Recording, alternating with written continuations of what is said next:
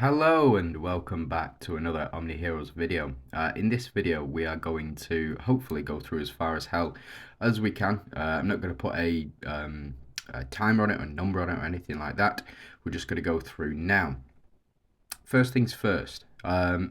These are the teams that I was previously using to get through hell, and the reason for that is primarily the Mystifier's corrode damage for one, and number two is the well, it's just Elisha. Elisha Eudora combo works very, very well, but I'm going to make a couple of changes to these teams. We could run the Avengers to get that damage reduction, but the way that what I'll do first is just check out my hope tree and the way that I have built my hope tree. So if we jump in, this is the current build and the current setup that I've got for my hope tree. So I have got proof of Glorians. So what I've done, I've gone 5, 5. I've unlocked one node here just to get the additional benefits, because having those benefits is better than not. And also proof of Glorians. I have also gone proof of Dooms as well. So increase synergy mates by 1, and I've got up the negative tree on the Dooms side. And the reason that I've gone up the negative tree on the Dooms side, as well as increasing reflect rate of all Dooms by 320%, the reason that I've got up that is so I can balance things out. So as you can see, with the hope tree on the left hand side, for the Glorians, I've got up the left hand side, and on the right hand side I've gone up for negative side. And the reason for that is so I can balance a couple of teams. So for example, I will use Glorians and Avengers together in combination. I will use where we got to Mistfires and Glorians in the same teams, and then for the negative side, I've gone for Ethereals, so Ethereals and Dooms. I have also gone Valiant's negative side as well, or negative Moonglow, to pair with the Dooms synergy as well. So those are the those are the setups that I've got going. What we can do, let's have a look at these teams. So if we have a look at this second team, we're not going to get the passive for, or we're not going to be able to get the passive as well for the Ethereals, and again the reason for that is because of the negative and positive Moonglow. So if we have a look on, where are we? If I jump into Glorians here, in fact I don't even need to do this, I can just do this. And as you can see, on the Glorian side, there is the positive Moonglow energy. So gain 25 positive Moonglow after using ultimate skill. And then for Ethereals, I've gone negative. So this team is not viable in PvP. That's the reason that I've gone for it, but should still be viable in PvE. So we'll just have to see. So let's go through and let's just see whether or not these team setups still work with the Hope Tree build that I've got going on at the moment. This one should be absolutely fine, and the reason this one should be absolutely fine is because we are gaining positive Moonglow from both sides. So I've gone for, like I said, the Ethereals, and also then the Mystifiers as well should do the business, but we'll just have to see. Now the team setup that I've got at the moment, having 2 protectors in the form of Gaia and Lancelot, and then also 3 monarchs in the form of Astrid, Audrey, and Lily and Leah. Again, it's nice. We got the steal as well, and that's thanks to Lancelot. So before he takes action, applies that Phantom Illusion effect. But yeah, again, we should be building up. As you can see, we've got that positive Moonglow energy being built up at the moment, and it is putting the work in. Now I have maxed out Mystifiers as well, so let me just show that off.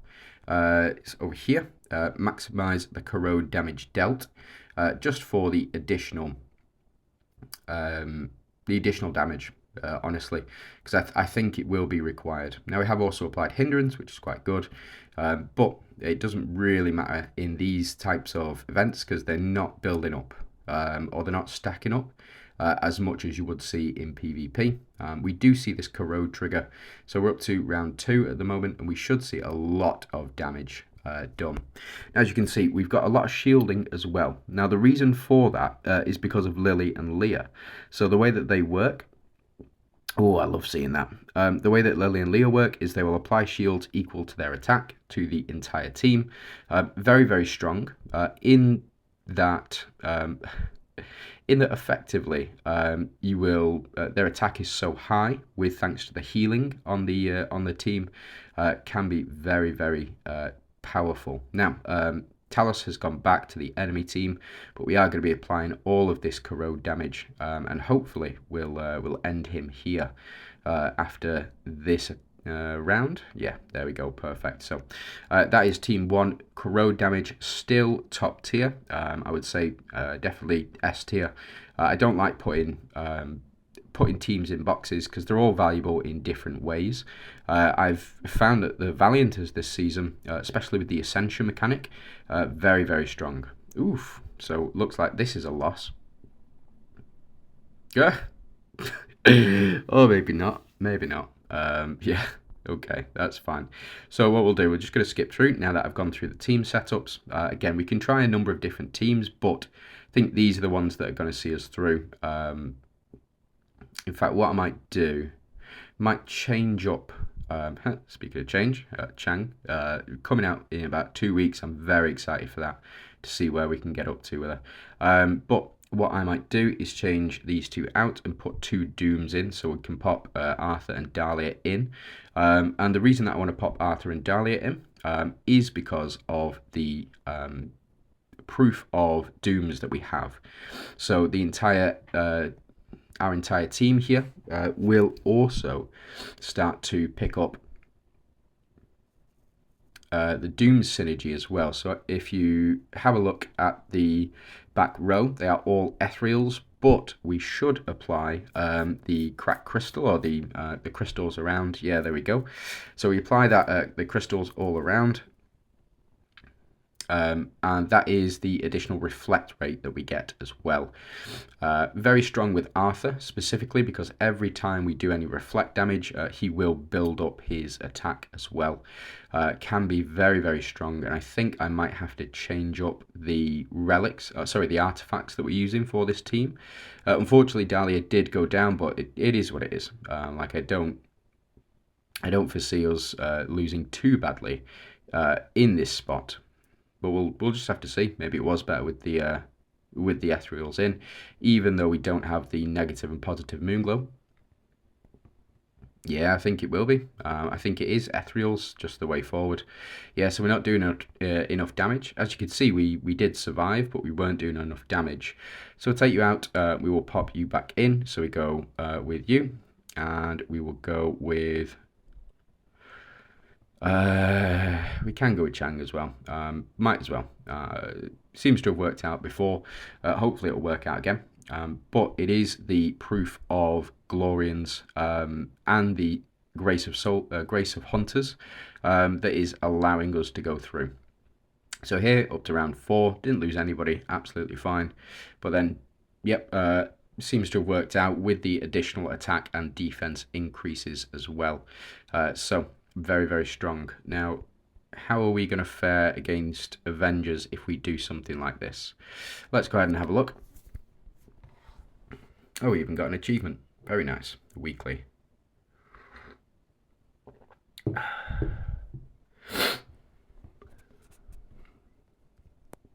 So we can skip through this team, and then we should hopefully...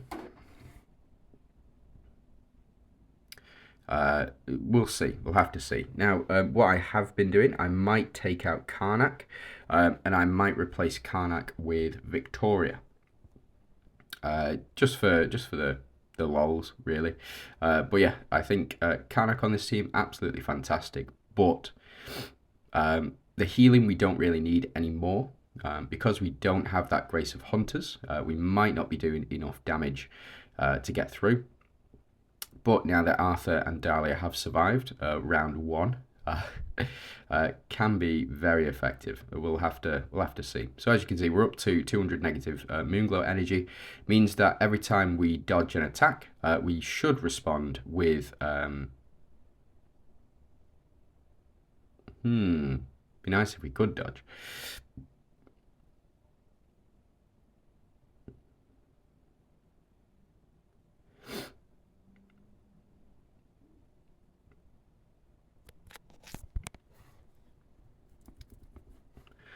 So the triple ult from Eudora.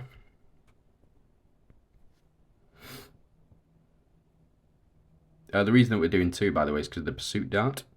Whenever we do crit damage, we deal an addition, or we do an additional here. So that is not bad. We'll take that. And then we swap with Dahlia to increase Arthur's attack and HP as well. And we get another swap. Or we don't actually get another swap because it doesn't count as another action.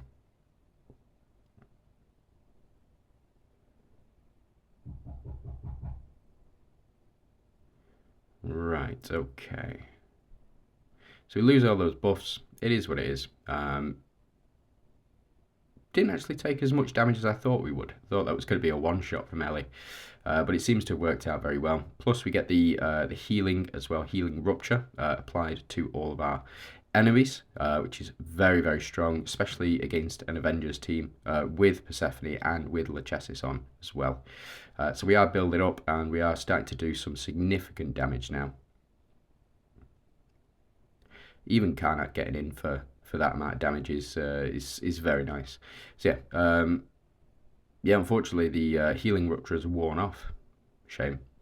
But Eudora here to do some mighty big damage. Oh no, not as much as I thought. Let's go ahead and skip. We've seen how the team functions. They just build up and build up and build up from this point. Especially with Dahlia copying Arthur's buffs. Not doing as much reflect damage as I first thought, but it seems as though we get to round 11. It seems to work very well. So let's go ahead and change this up. So let's change out Karnak and let's pop in. Where have you got to? Victoria. So as you can see, we've still got 3 Ethereals. We've still got 3 Dooms on the team. I think we could go ahead and change this up. So if we change the Spear and we pop in the Leviathan, I think we should get 2 stars on both. Yes, we get 2 stars on Dooms and we get 2 stars on Ethereals. The stars, in case you don't know, we go into relics. It means they've activated level 3 for the relic passives as well. So it can be very useful. But we'll just see how that team performs. Again, we know this team is going to win just because of how strong Gaia is and Lancelot in comparison with in comparison with or in sync with Astrid. Sorry, most definitely need some more coffee. And we'll just see how quickly we can build up. So Victoria, in case you don't know, what Victoria does is every time a unit takes action, she will increase the team's attack and defense as well. If you have her up to 7 stars, if you've only got her at 6 stars, she just increases defense. But the increase in defense and attack will be very, very strong, especially when we can copy those effects and those buffs with Dahlia as well. Hopefully Dahlia won't get one shot here, but we'll have to see. And we've got no healing on the team, not really anyway. So Victoria doing significant damage, and with the crit as well, we take the additional action, so we get the additional increases. We do have Sanctuary applied as well, and that is with thanks to the artifacts that we do have on the field. Again, I still think I'll need to change those up. But Eudora to do quite hefty damage to the enemies here. They will be healing up, so it is what it is. And flipping heck, Arthur to do mighty great big damage. Yeah, they're all putting the work in.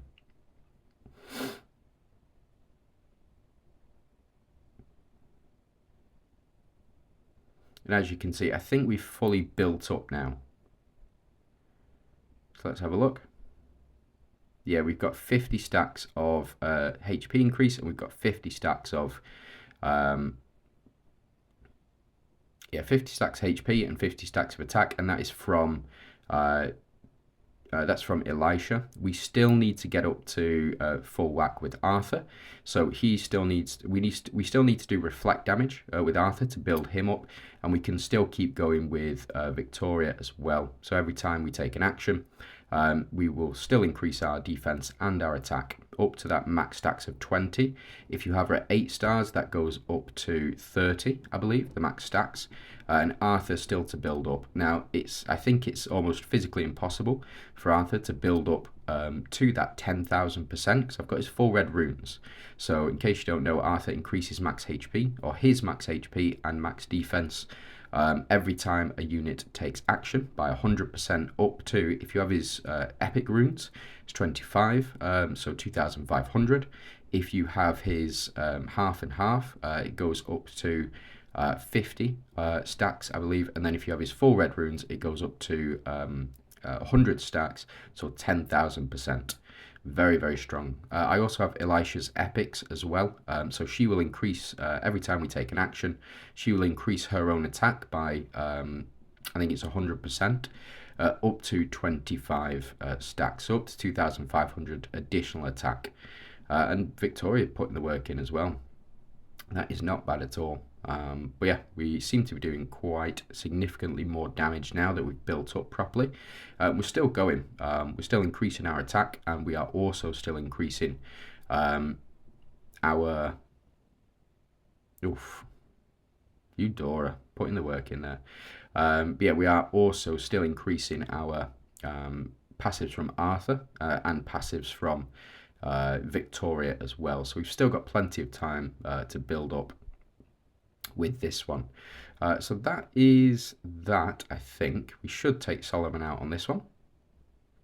There we go. And nobody coming back, so very, very good. I'm very much enjoying it. Looks like Audrey to do the most there within that particular round. Yeah.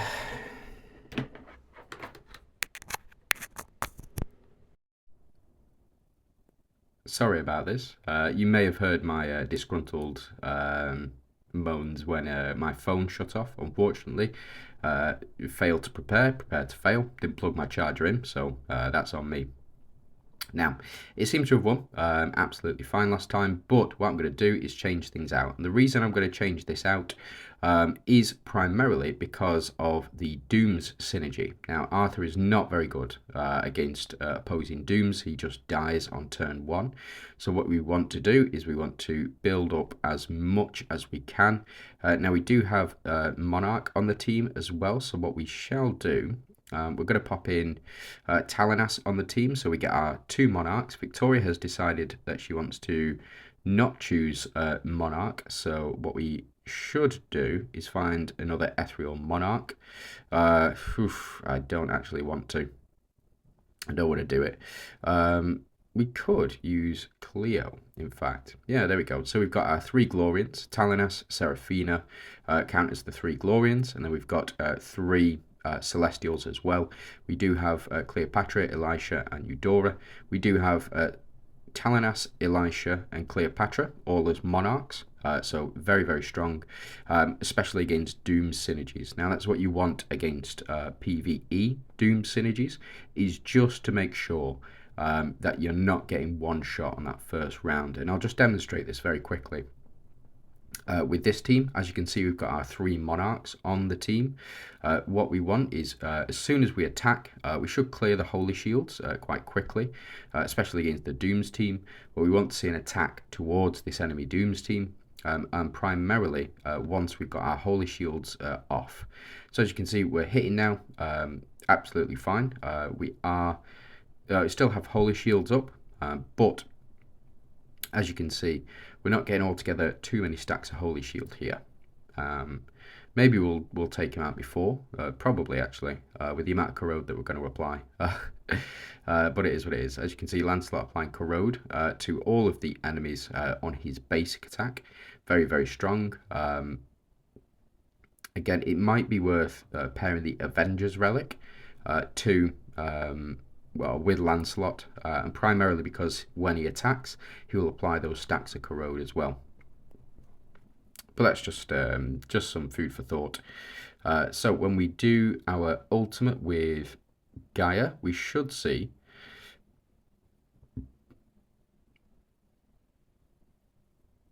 her take a bunch of damage. I suspect so anyway. Maybe. Yeah, so she's taken a lot of damage there. That's a hefty chunk of shield that she's just taken off. Same is true for Lancelot. I missed. Ah, well. Very strange. Yeah, so we are taking a lot of damage, and we would have got one shot there. Again, so Gaia down. Unfortunate, but we should have enough damage now to secure the victory. So yeah, only 3 left. We are still applying that corrode, and we're still doing that 200% additional corrode damage as well. And yeah, now Audrey has more than enough to do the job by herself, so we can go ahead and skip this. Round 4, easy enough.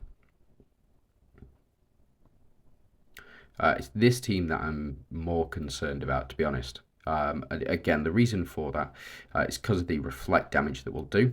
So there isn't any protection here, deviant synergy wise. We just have our 2 dodgers at the front and protection from, well, the Holy Shield stacks from Cleo, putting the work in.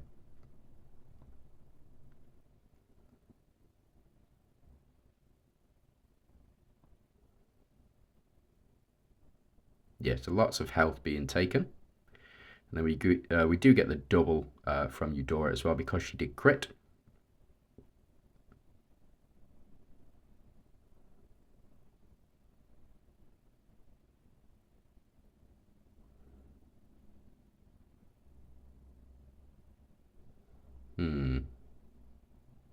Maybe we can't see it.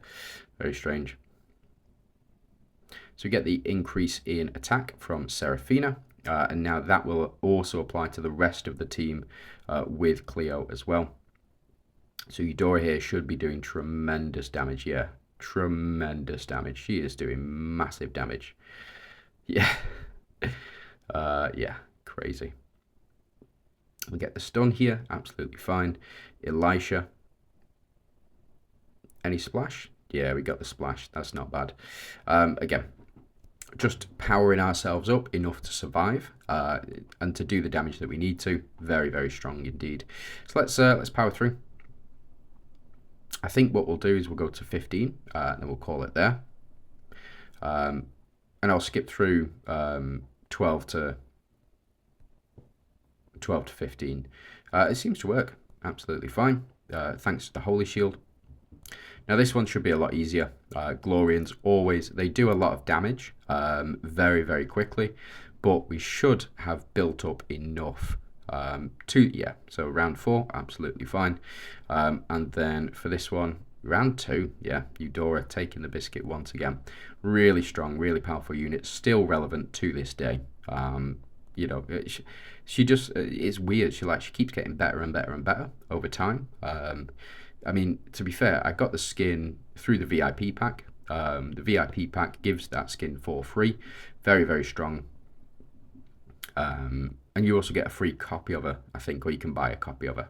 Now this is it. So this is Emily. I don't think we should need to worry too much about plague removal, reducing HP by 50% every round. We're already increasing our HP by a significant amount every time anyway, so we'll just have to see.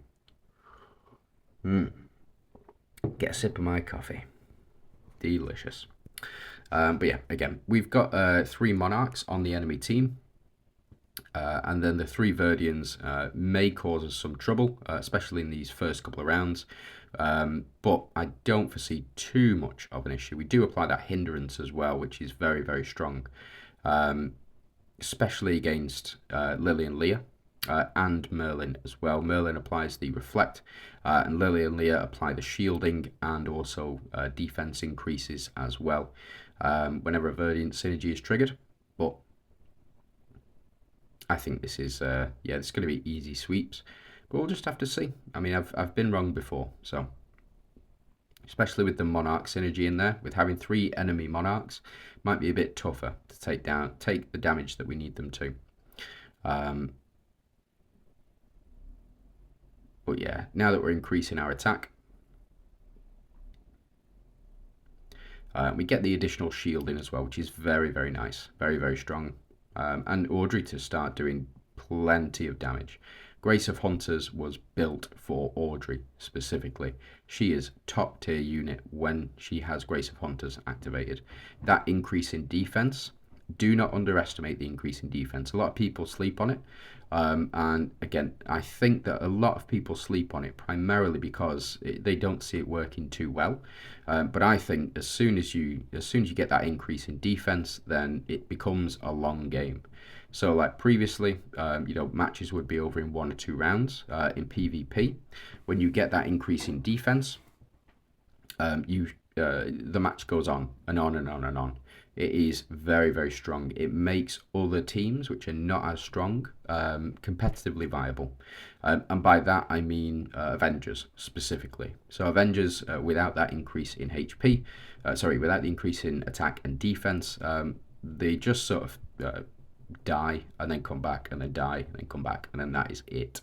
So we'll see how much damage we're doing here. Not altogether too much, but we will start to, as soon as Seraphina performs her ultimate, we should see an increase, a massive increase in attack from Cleo as well. We may not even get to see Talinas perform her ultimate because Eudora is just going to pop off. But like I said, it's the Verdiant synergy, very, very strong. And the only reason Seraphina survived that attack is because we have the 3 Monarchs on the team as well. And there we go, perfect. Go on, finish her off. Yeah, not bad at all. Not bad at all. So yeah, there we go. I think that is where I'm going to leave it. Just want to say thank you very much for watching. If you want to see more, please do subscribe. And then we'll do hopefully from 15 to 25 tomorrow. And then so on and so forth. I may just skip through a lot of this to get to Apex difficulty. I believe it is out, or it will be out very soon. Haven't seen anybody go past Hell 100 yet, but a load of people have already completed Hell 100. And it seems as though they're just waiting for it to open. Like a lot of people completed it very recently as well. So up to, currently in my war zone, we have 44 people completed Hell difficulty. So yeah, let me know how it's going for you. Thanks very much for watching. Hope you have a fantastic day.